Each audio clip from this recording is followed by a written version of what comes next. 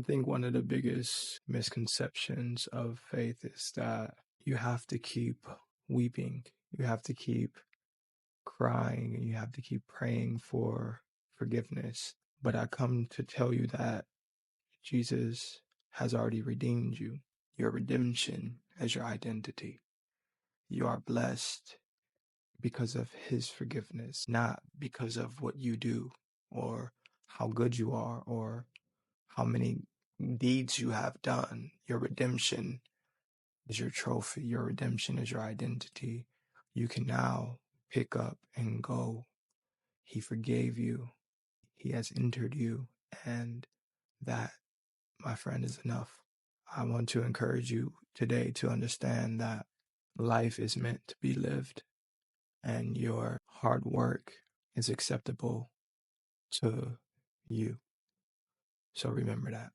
Work hard because you desire to create, not because you are searching validation or approval or congratulations. If you're a master at self, then you can be a master of other things. But until then, you are always going to be in the process of trying to satisfy, trying to please, trying to compete and excel over things that are unnecessary. Life isn't what you don't make it. Life is what you make it. Jesus is not satisfied by your works, my friend. And with that, you should realize that you don't have to keep competing with life, competing with your neighbors, competing with things, because it leads to a dead end. You can get all the things of the world. You can travel. You can have luxury hotels and the finest clothing and be wine and dined. But at the end of the day, if you aren't satisfied with your accomplishments, you're not going to be happy. Happiness is simply finding gratitude. Acknowledging the power of gratitude is a job well done. It is the definition of being successful. Any person that is successful would tell you that success is why they fight, is why they get up, is why they work. But their definition of success may be different. But the thing that relates is the emotion that was held in the moments of completing that. Even if it was just for a second, even if you aren't the one receiving those emotions. A lot of us create things to make other people feel good. And we don't put ourselves in that position to make ourselves feel good because we're in competition.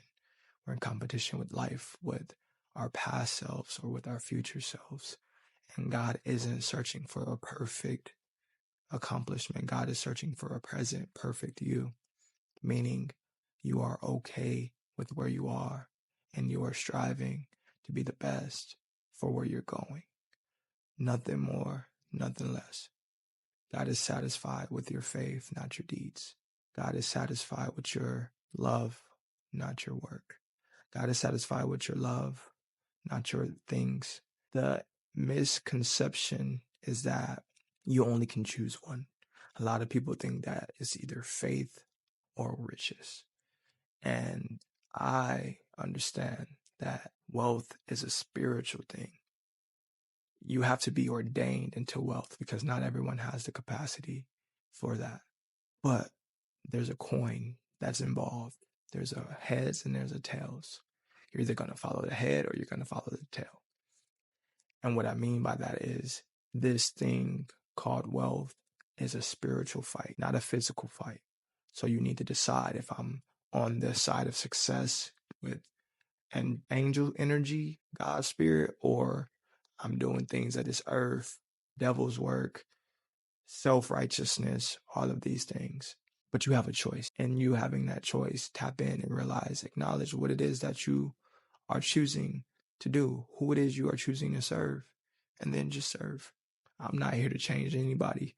I can only spread the wisdom that is a part of my personal experience and what I'm called to share, what I'm called to offer. And I believe God's grace is the most beautiful gift because I can see you now.